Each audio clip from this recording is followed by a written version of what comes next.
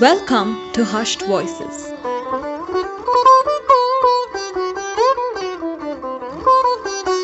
I'm your host, Roshni Suparna Divakar.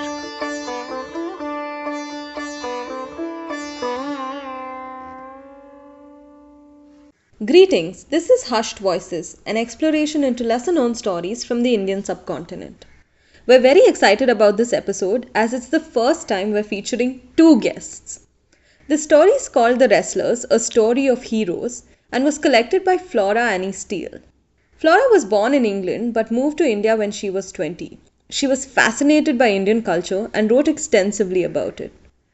The tale features Prashanthi Subramaniam and Murkesh Krishnan playing the parts of the female and male characters respectively while I narrate. Enjoy the tale.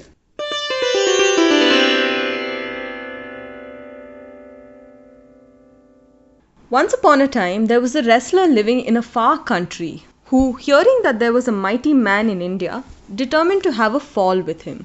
So, tying up 10,000 pounds of flour in his blanket, he put the bundle on his head and set off jauntily.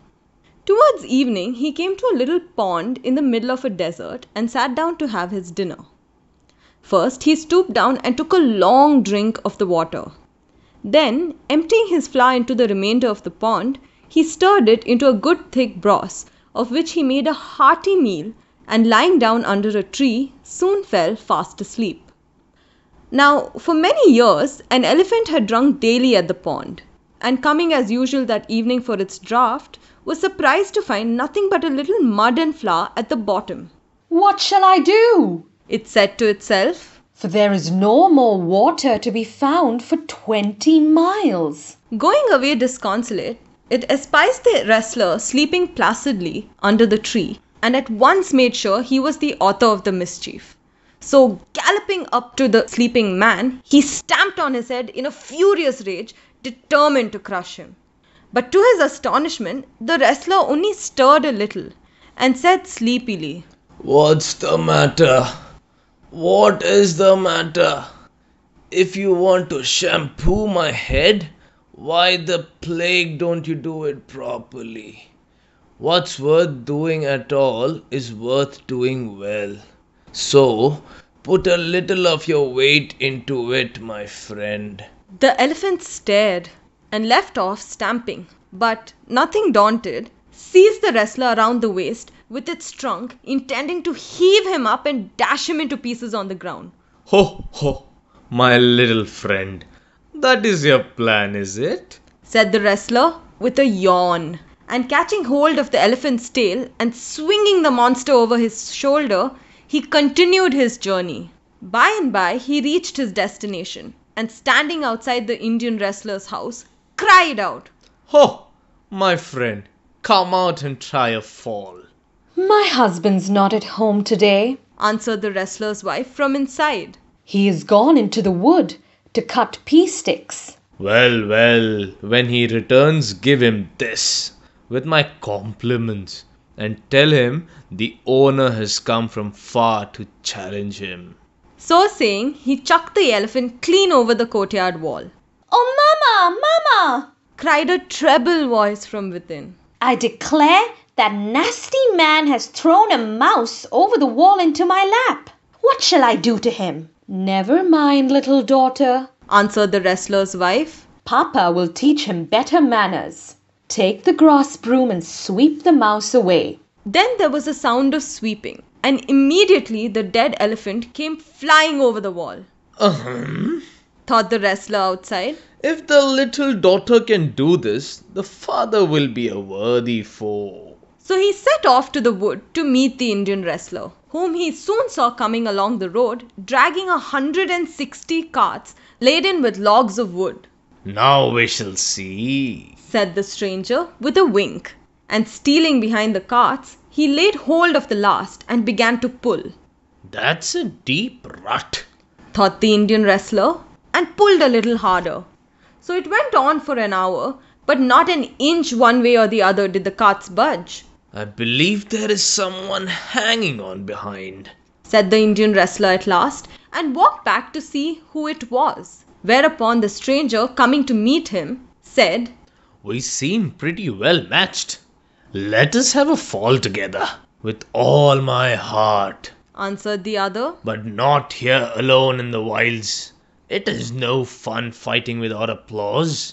But I haven't time to wait, said the stranger. I have to be off at once, so it must be here or nowhere.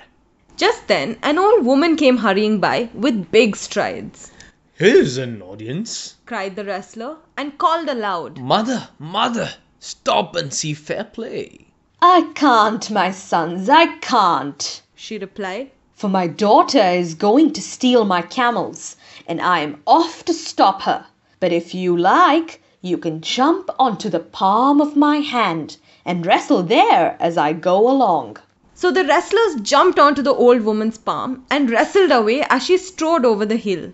Now, when the old woman's daughter saw her mother with the wrestlers wrestling on her hand, she said to herself, Here she comes with the soldier she spoke about. It's time for me to be off. So she picked up the 160 camels, tied them in her blanket, and swinging it over her shoulder, set off at a run. But one of the camels put its head out of the blanket and began groaning and hubble-bubble-ubbling after the manner of camels. So, to quiet it, the girl tore down a tree or two and stuffed them into the bundle. On this, the farmer to whom the trees belonged came running up and calling, Stop thief! Stop thief! Thief, indeed, said the girl angrily. And with that she bundled farmer, fields, crops, oxen, house, and all into the blanket. Soon she came to a town and being hungry, asked a pastry cook to give her some sweets. But he refused. So she caught up the town and so on with everything she met until her blanket was quite full. At last she came to a big watermelon and being thirsty she sat down to eat it. And afterwards, feeling sleepy, she determined to rest a while. But the camels in her bundle made such a hubble-bubble-ubbling that they disturbed her. So she just packed everything into a lower half of the watermelon and popping on the upper half as a lid, she rolled herself in the blanket and used the melon as a pillow. Now, while she slept, a big flood arose and carried off the watermelon, which, after floating downstream ever so far, stuck on to a mud bank. The top fell off and out hopped the camels, the trees, the farmer, the oxen, the house, the town and all the other things until there was quite a new world on the mud bank in the middle of the river.